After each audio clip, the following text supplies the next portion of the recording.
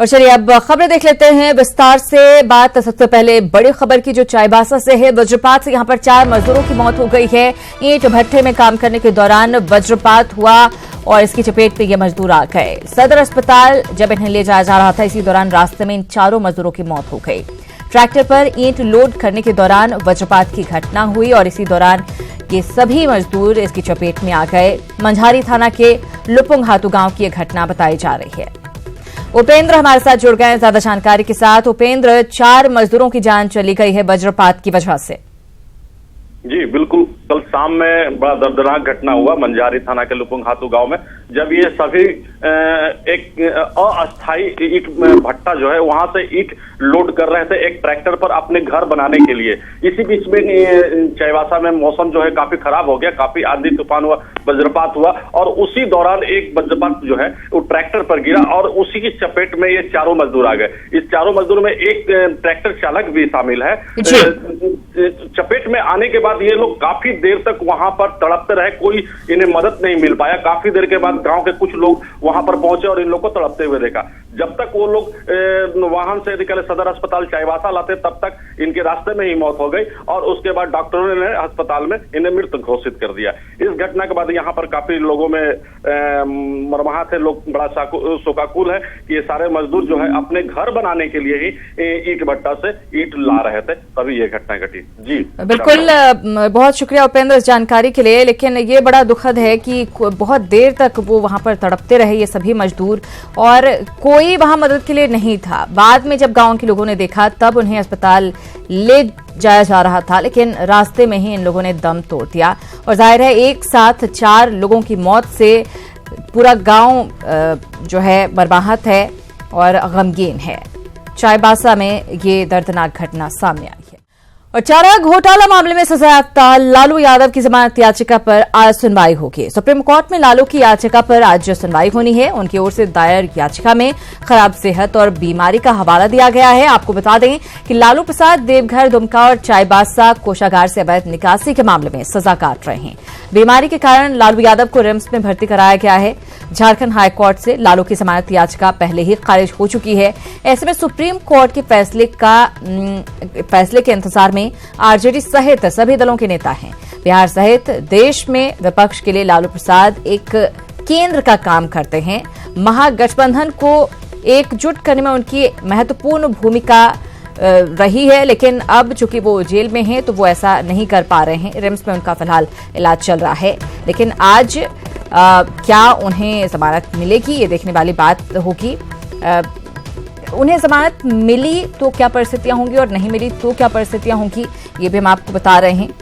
जाहिर है उन्हें जमानत मिलने के इंतजार में उनकी पार्टी सबसे ज्यादा है, उनके परिवार के लोग सबसे ज्यादा हैं, उनमें उत्साह होगा और अगर उन्हें जमानत नहीं मिलती तो एक बड़ा झटका होगा। इधर जेएमएम नेता हेमंत सोरेन के एक ट्वीट से महागठबंधन में बवाल मच गया है। हेमंत सोरेन ने इस पर सफाई भी दी, लेकिन कांग्रेस की आपत्ति बरकरार है। कभी कभी सिचुएशन ऐसा होता है कि अगर मैं किसी मंजिल पर जाने की कोशिश कर रहा हूं इस राज्य के काम के लिए, यहाँ के आम लोगों के लिए, तो कभी कभी कंकड़ पत्थर को भी सीढ़ी बनाना पड़ता है। सियासत में ऐसे ही होता है राई का पहाड़। कंकड़ पत्थर वाले बयान पर सियासी भूचाल। कांग्रेस को चुभ गया हेमंत का कंकड़। महागठबंधन का रोड़ा ना बन जाए सियासी कंकड़ पत्थर। कभी कभी कंकड़ पत्थर को भी सीढ़ी बनाना पड़ता है। हेमंत सोरेन का कंकड़ पत्थर वाला ये बयान भले ही कंकड़ इतना छोटा है, लेकिन 2 शब्दों के इस बयान से झारखंड के सियासी गलियारे में भूचाल मच गया। बुधवार को ट्विटर अवतार में उतरे हेमंत सोरेन ने गठबंधन के सवाल पर जो कंकड़ उछाले वो सीधे उनकी सहयोगी कांग्रेस को जा लगा। नतीजा अब कांग्रेस आंखें लाल किए हुए है और संकेत दे रही है कि कहीं हेमंत का ये कंकड़ पत्थर महागठबंधन की राह का रोड़ा न बन जाए। नहीं, इससे कहीं ना कहीं महागठबंधन का जो एक वो स्वरूप तैयार हुआ है, महागठबंधन के तमाम दल के नेता आहत होंगे अगर इस तरह की कोई बात होगी तो। सिर्फ कांग्रेस ही नहीं, जेएमएम के लोग भी या जो जेवीएम के लोग हैं जो चाहते हैं कि इस राज्य से भाजपा का सुपड़ा साफ हो, उन लोगों को जरूर तकलीफ होगी। हेमंत सोरेन के बयान पर बवाल मचा तो तुरंत उन्होंने अपनी तरफ से सफाई दी। लेकिन सियासी दस्तूर के मुताबिक दूसरे के घर में खटपट पर मजे लेने वाला विरोधी इसे मुद्दा बना चुका था। हमारा इनके सहयोगी दलों से प्रश्न है कि क्या आपकी राजनीतिक हैसियत यही है और आज आपको हेमंत सोरेन ने आपकी असलियत दिखा दी और आपको कंकड़ पत्थर कह दिया कि आज भी आप चुप बैठेंगे? सोशल मीडिया के चौपाल से हेमंत ने जो जाने अनजाने कंकड़ उछाले थे वो अब धूल बनकर सियासी लोगों की आंखों में चुभने लगा है। लेकिन जेएमएम अपने नेता के बयान पर सफाई दे रहा है और कह रहा है कि उनकी भावना सहयोगियों को ठेस पहुंचाने की नहीं थी। स्वभाव को समझने की आवश्यकता है। उन्होंने उदाहरण दिया कि एक बड़ा इमारत अगर बनाना है तो उसमें बालू हो, ईंटा हो, गारा हो, हर तरह की चीजें उसमें शामिल की जाती है, तो उस भाव को समझने की आवश्यकता है। कभी-कभी कंकड़ पत्थर को भी सीढ़ी। अब देखने वाली बात यह है कि हेमंत सोरेन के बयान पर मचे बवाल पर यही विराम लगता है और सब कुछ भूलकर महागठबंधन अपने लक्ष्य की ओर आगे बढ़ता है या फिर इस कंकड़ पत्थर से आगे भी किसी का दिल दरकता है। मनोज कुमार, न्यूज़ 18, रांची। तो ये कंकड़ पत्थर कहीं हेमंत सोरेन को भारी न पड़ जाए, कहीं महागठबंधन को भारी न पड़ जाए। बहरहाल 2019 के महासंग्राम में झारखंड में बीजेपी के रणबांकुरों के चयन को लेकर पार्टी में हलचल तेज हो गई है। चुनाव समिति की होने वाली बैठक में प्रत्याशियों के नाम पर चर्चा होगी और इस रेस में कई नाम शामिल हैं जिन पर मंथन चल रहा है। ये रिपोर्ट देखिए।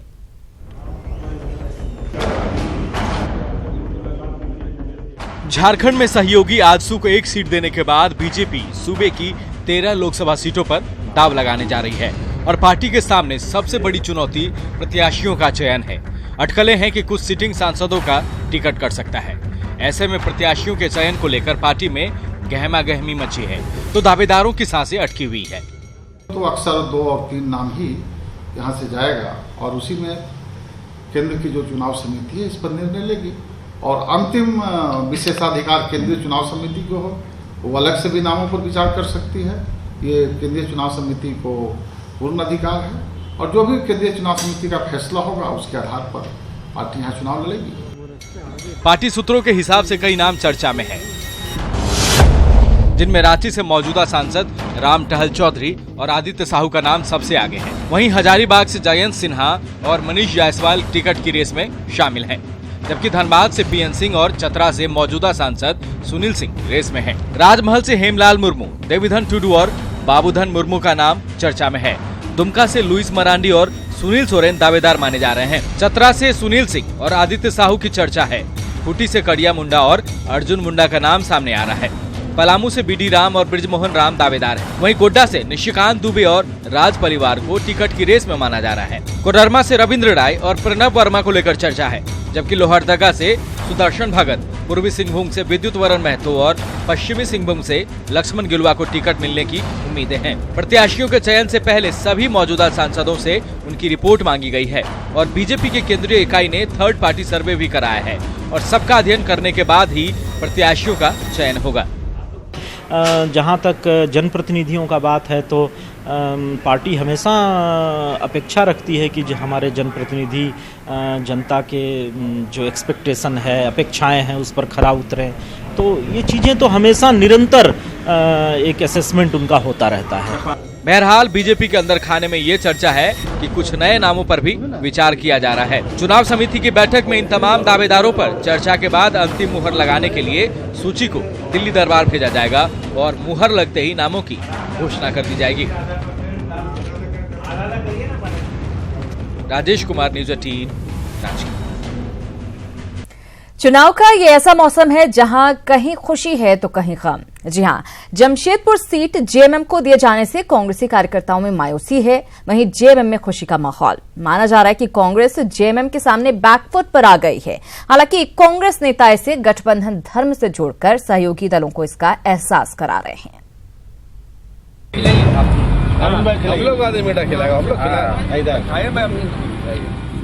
ये 2 तस्वीरें जमशेदपुर लोकसभा सीट की स्थिति बयां कर रही है, क्योंकि जमशेदपुर सीट से लोकसभा चुनाव न लड़ने के कांग्रेस प्रदेश अध्यक्ष डॉक्टर अजय के ऐलान के बाद ये साफ है कि ये सीट जेएमएम के खाते में चली गई है और इसी वजह से अपनी परंपरागत सीट को वापस पाने की खुशी में मिठाइयां बांटी जा रही है।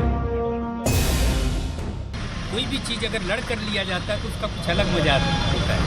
तो आज जो है जद्दोजहद करके जो है झारखंड मुक्ति मोर्चा ने ये सीट अपने पाले में की है और कार्यकर्ता बहुत उत्साहित हैं और उत्साहित के साथ में वो लोग जो इंतजार कर रहे हैं कि कब हमारे कैंडिडेट की घोषणा होगी।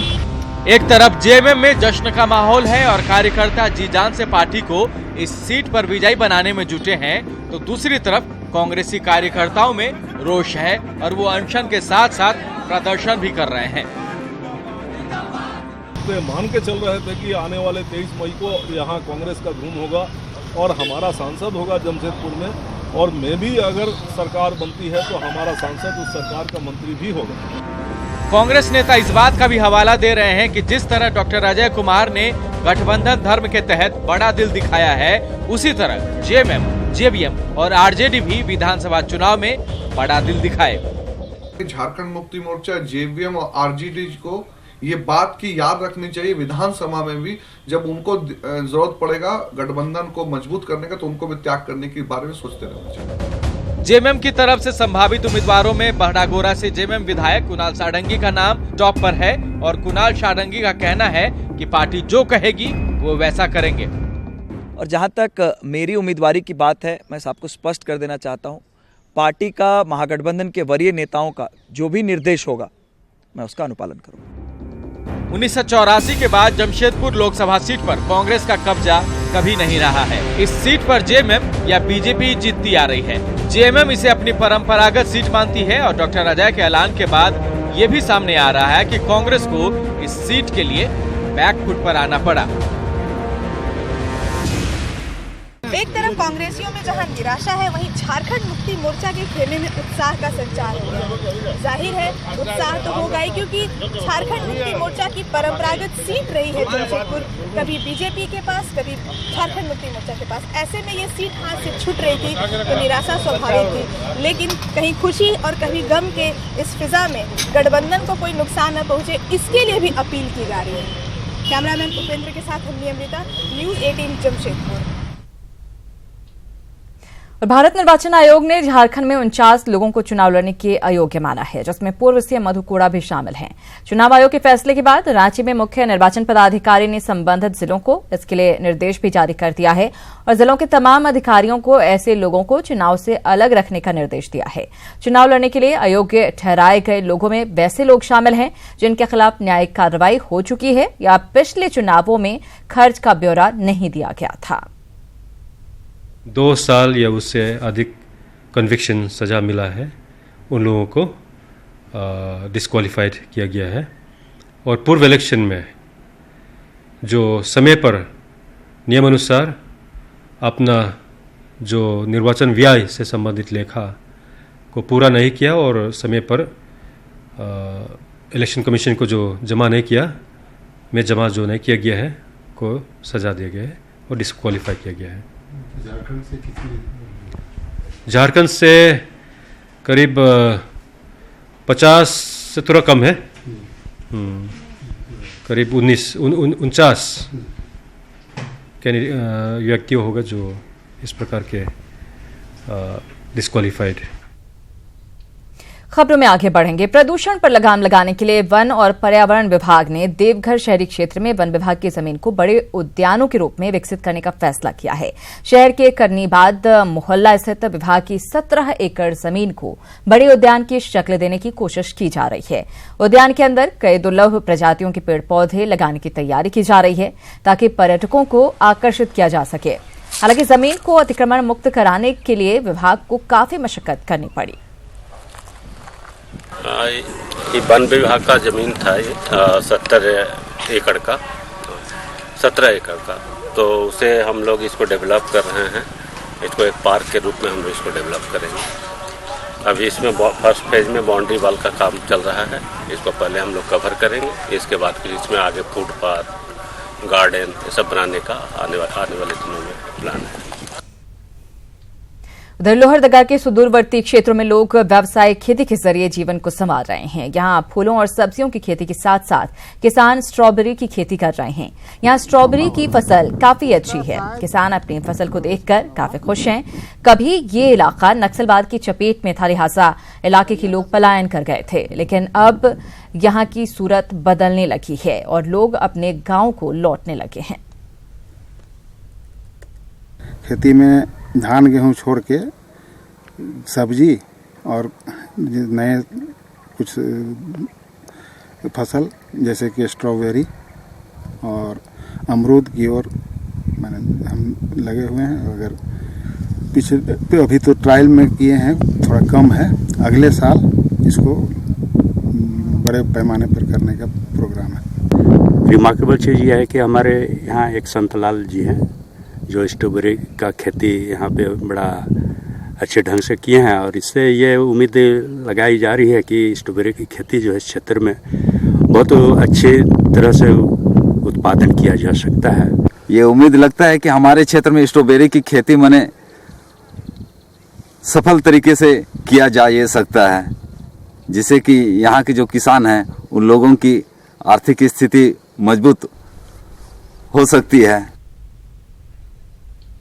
और अब आपको बताते हैं कंचन के बारे में, जिसकी हर तरफ तारीफ हो रही है। जहां गोड्डा में +2 की कंचन कुमारी जब गुरुवार को परीक्षा देने पहुंची तो सभी की नजरें उसकी तरफ टिक गई। दरअसल कंचन की शादी बुधवार की रात को हुई और वो अगले ही दिन शादी के लहंगे में परीक्षा देने परीक्षा केंद्र पर पहुंच गई।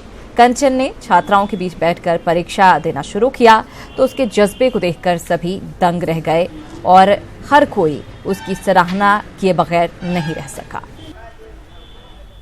तो बहुत ही सराहनीय मतलब उसके कदम है और सबसे बड़ी बात यह है कि उसके अंदर पढ़ने की ललक है। यह तो हम लोगों को उत्साहित करना चाहिए और हमें भी, मेरे लिए भी खुशी की बात है कि ऐसी विद्यार्थी यहाँ आई।